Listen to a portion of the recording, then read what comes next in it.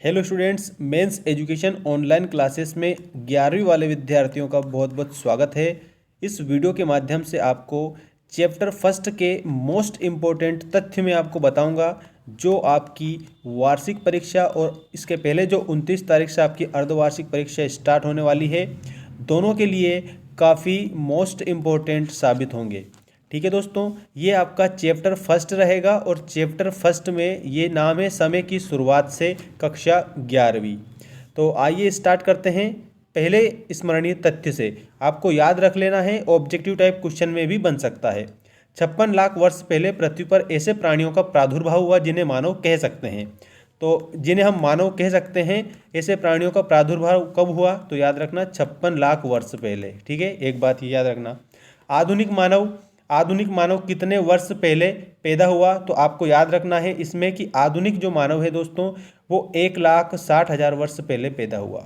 ठीक है, अगला देखिए, आदि मानव के इतिहास की जानकारी के प्रमुख स्रोत क्या है? प्रश्न अगर आया आपके 2 नंबर में कि आदि मानव के इतिहास की जानकारी के स्रोत बताइए, तो आप इसी प्रकार से बताएंगे। आदि मानव के जो इतिहास जानने के जो स्रोत हैं, उसमें जीवाश्म, पत्थरों के औजार और मानव द्वारा गुफाओं में की गई चित्रकारियां शामिल है। इनके माध्यम से आदि मानव के इतिहास को हम जान सकते हैं।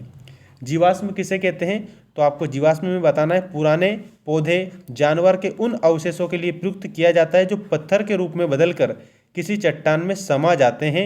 वो क्या कहलाते हैं? जीवाश्म कहलाते हैं, मतलब कि जीवों के ये अश्व होते हैं। ठीक है, इसके बाद में अगला देखिए, प्रजाति या स्पीसीज किसे कहते हैं?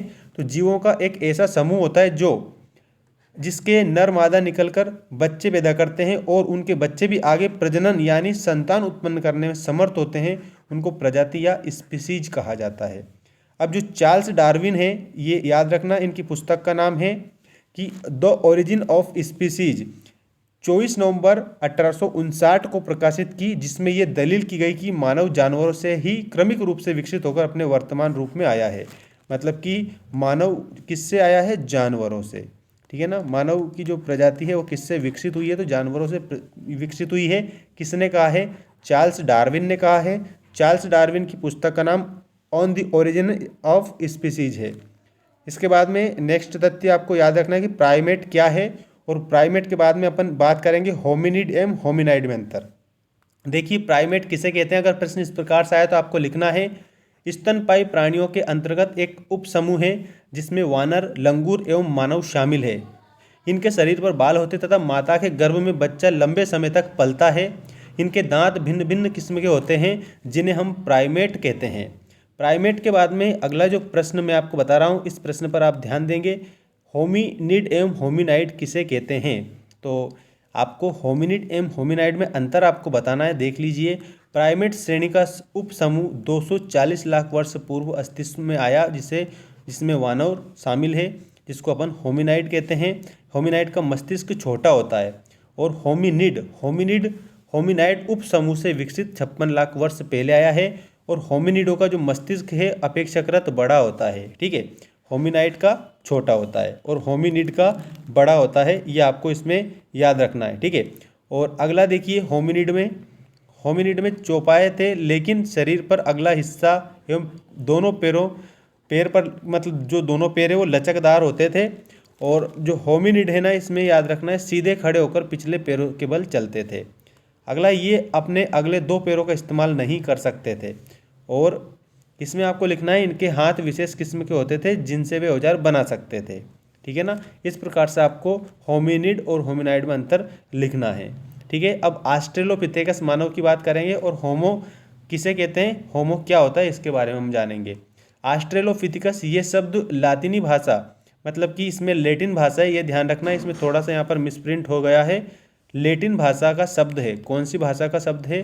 तो याद रखना कि लेटिन भाषा के शब्द ऑस्ट्रस यानी दक्षिणी और यूनानी भाषा के शब्द पिथिकस यानी वानर से मिलकर बना है। ठीक है, तो ऑस्ट्रोपिथिकस इसीलिए इसको बोला जाता है।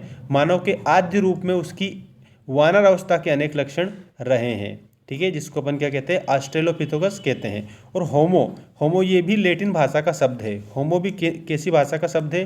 तो आपको याद रखना है, लेटिन भाषा का शब्द है और इसका अर्थ होता है आदमी। होमो का अर्थ क्या होता है? आदमी होता है, इसमें स्त्री और पुरुष दोनों शामिल होते हैं।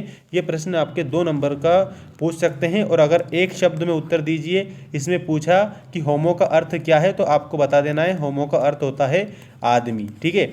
और जिसमें वास्तविकता में क्या क्या शामिल रहता है, तो इसमें याद रखना स्त्री और पुरुष दोनों शामिल रहते हैं और होमो का अर्थ आदमी होता है। ठीक है। तो कक्षा 11वीं वाले के लिए मैंने ये फर्स्ट चैप्टर के मोस्ट इम्पोर्टेंट कुछ चीज़ें बताई है जो आपकी परीक्षा के लिए काफ़ी अच्छी साबित होगी। चैनल को सब्सक्राइब कर लेना। मध्य प्रदेश वाले जितने भी विद्यार्थी हमारे साथ में जुड़े हुए हैं उनके लिए स्टडी मटेरियल हमारे इस चैनल पर वार्षिक परीक्षा तक, ठीक है ना, वार्षिक परीक्षा तक आपको मिलता रहेगा। धन्यवाद।